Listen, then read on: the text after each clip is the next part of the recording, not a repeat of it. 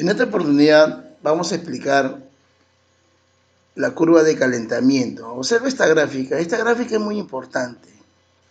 Esta es una curva de calentamiento. Vamos a suponer que la sustancia que vamos a analizar es el agua.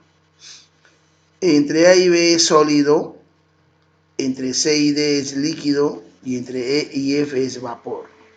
¿Qué pasa entre B y C? Coexisten dos estados, sólido y líquido. ¿Qué pasa entre D y E? Coexisten dos estados, líquido y vapor. A ver, las condiciones iniciales de presión y temperatura a la que se encuentra esta sustancia, en este caso vamos a considerar el agua, se representa en el punto A. En el punto A, como podemos observar, se encuentra a menos 20 grados. Está en estado sólido, hielo, a la presión de una atmósfera. La presión se va a considerar constante aquí. ¿Qué pasa si damos calor? Se somete a una fuerte constante de calor. El hielo no se derrite automáticamente, recuerda. El hielo aumenta su temperatura, o sea, lo que se conoce como calor sensible, hasta llegar al punto B. ¿Qué pasa en el punto B?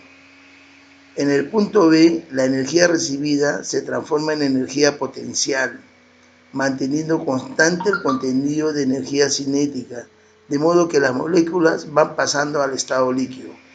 En el punto B, a partir del punto B, observa que si tú das calor, la temperatura no aumenta la temperatura. ¿Qué ocurre entre B y C? Ocurre un cambio de fase. Coexisten los dos estados, sólido y líquido.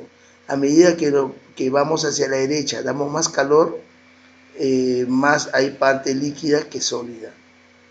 Hasta que en el punto C, todo el hielo, todo el sólido se transformó en líquido. Si en este punto C damos calor, se sigue dando calor, lógicamente empieza el incremento de temperatura.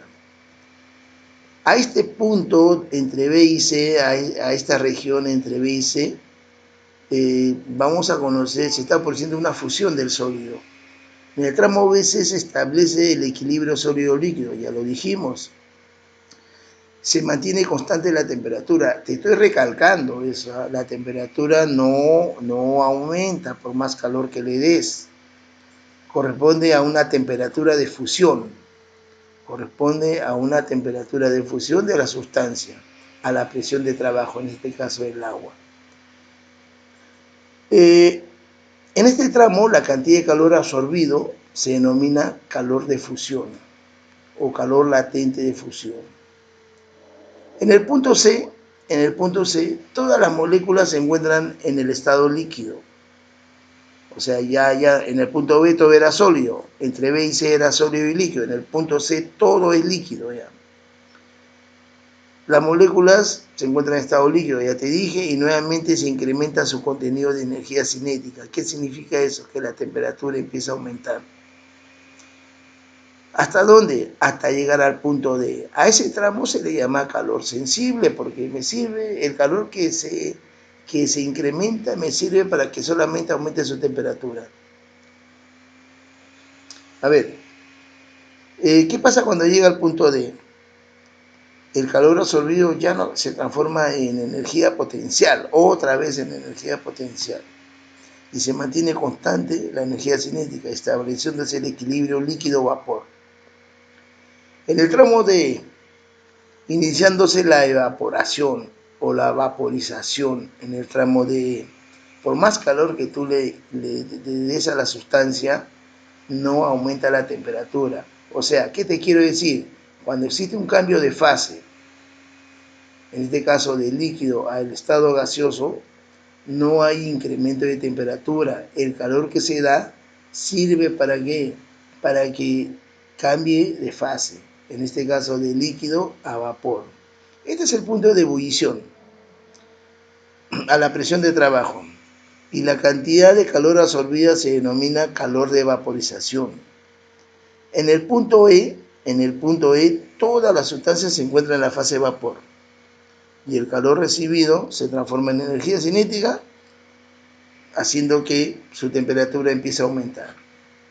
Y en F, ¿qué tenemos? Tenemos vapor sobrecalentado. Entonces, conclusión, interpretar este gráfico es muy importante. Cuando existe un cambio de fase, no se incrementa la temperatura. Cuando hay un cambio de fase aquí, no se incrementa la temperatura. Entonces, el calor que recibe solamente es para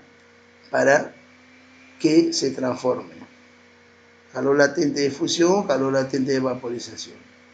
Muy bien, este gráfico es importante para la solución de problemas. Luego vamos a ver qué es el calor latente. Esta magnitud es característica de cada material. Nos indica la cantidad de calor que se debe dar o quitar a cada unidad de masa para producir un cambio de fase bajo condiciones adecuadas de presión y temperatura.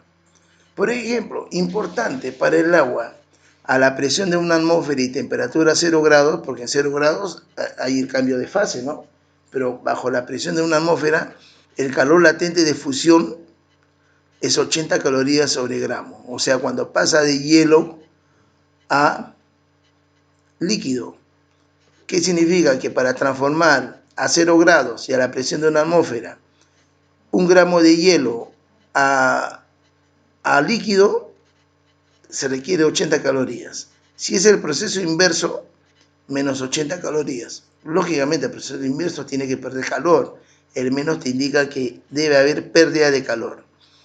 El otro extremo de cambio de fase es cuando estamos viendo el caso del agua cuando es 100 grados. Presión de una atmósfera, temperatura 100 grados. Calor latente de vaporización del agua, en este caso es de 540 calorías sobre gramo. Vaporización es cuando pasa del estado líquido al estado gaseoso. En el caso del agua vale 540 calorías sobre gramo. Y si hago el proceso inverso, será de menos 540 calorías sobre gramo. ¿Qué significa eso?